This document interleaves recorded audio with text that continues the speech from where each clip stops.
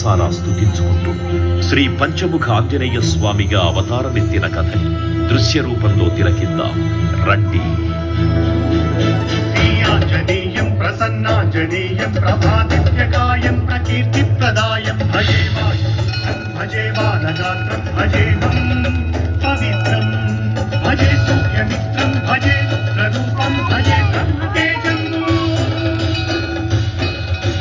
అది రామాయణ మహాయుద్ధం భీకరంగా సాగుతోన్న తరుణం.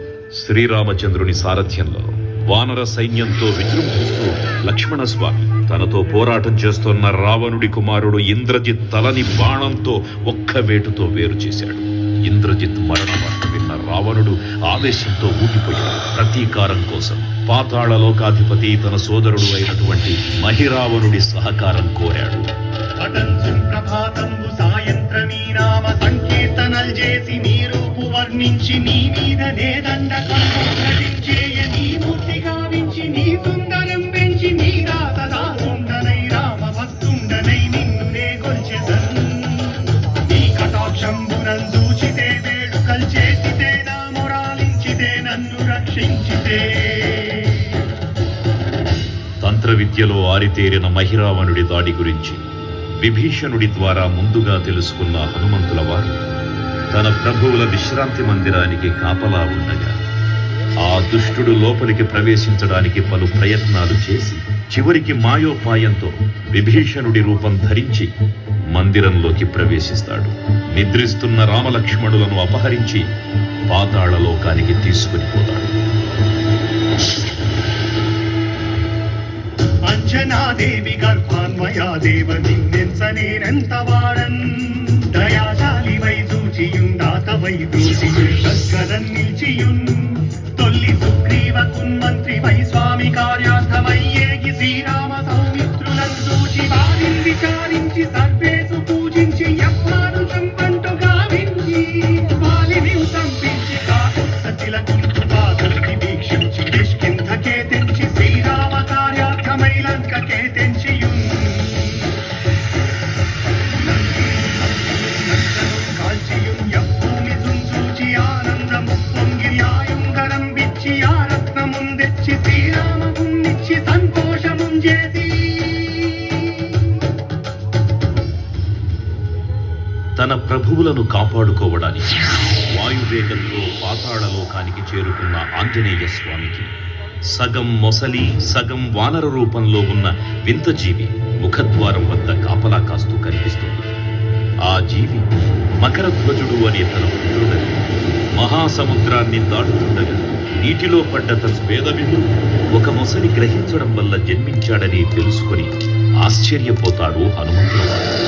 తన పుత్రుడిని యుద్ధంలో ఓడించి పాతాళ లోకంలోకి ప్రవేశిస్తాడు.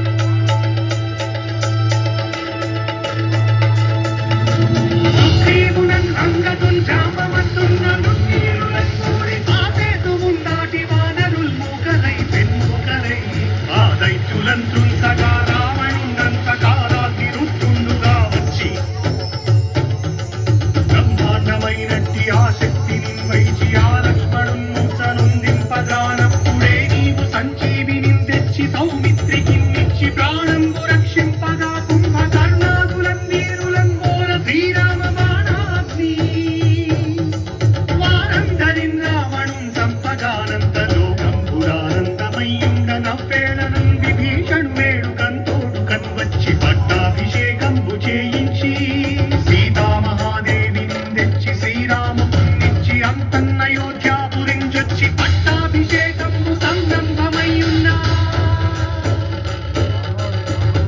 పాతాళ లోకంలో అడుగుపెట్టిన పవనపుత్రుడు మహిరావణ మరియు అహిరావణ సోదరులతో భీకరంగా 5 దిక్కులలో ఉన్న 5 దీపాలను ఒకేసారి ఆర్పడం ద్వారా మాత్రమే వారి మరణం సంభవిస్తుందని చెప్పగా అప్పుడు మహాబలి 5 ముఖాల ధారణ చేసి పంచముఖ ఆంజనేయునిగా అవతరించి ఏకకాలంలో 5 దీపాలను ఆర్పివేసి ఆ దుష్ట సోదరులను తుదముట్టిస్తారు. నీకన్న నాకెవ్వరు కూర్మిలేరంచు మన్నించి శ్రీరామ భక్త ప్రశస్తంబుగా నిన్ను సేవించి నీ కీర్తనలు చేసిన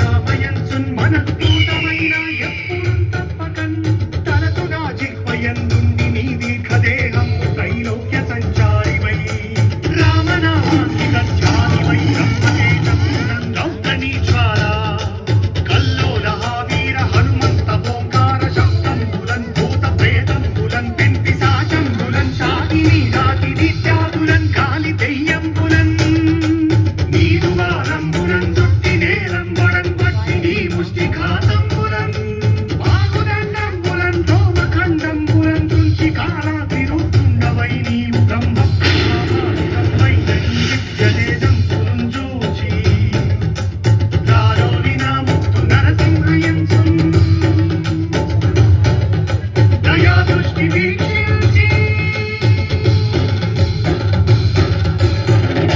నన్నేలు నా స్వామి ఓ ఆంజనేయ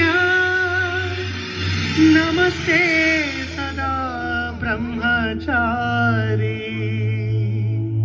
నమస్తే నమో వాయుపుత్ర నమస్తే నమః. తూర్పు దిక్కున చూసే శ్రీ హనుమాన్ ముఖం సర్వ పాపాలను హరించేదిగా, దక్షిణ దిక్కున చూసే శ్రీ నరసింహుని ముఖం శత్రుభయాన్ని పోగొట్టి విజయం చేకూర్చేదిగా, పశ్చిమ దిక్కుని చూసే శ్రీ గరుడ ముఖం భూత ప్రేత తాంత్రిక భయాలను పోగొట్టేదిగా, ఉత్తర దిక్కు వైపు చూసే శ్రీ వరాహ ముఖం గ్రహదోషాలను హరింపజేసి అష్టైశ్వర్యాలను అందించేదిగా, ఆకాశం వైపు చూసే శ్రీ హయగ్రీవ ముఖం విజ్ఞానాన్ని, విజయాన్ని, ఉత్తమ జీవిత భాగస్వామిని అందించేదిగా పురాణాలు చెబుతున్నాయి. కావున భక్తులారా, అన్ని విధాలుగా మనలను ఆదుకుని శ్రీ ఆంజనేయ స్వామిని మనసారా స్మరించుకుని తరించండి. శ్రీ శ్రీ శ్రీ మహావీర బజరంగ బలికి జై.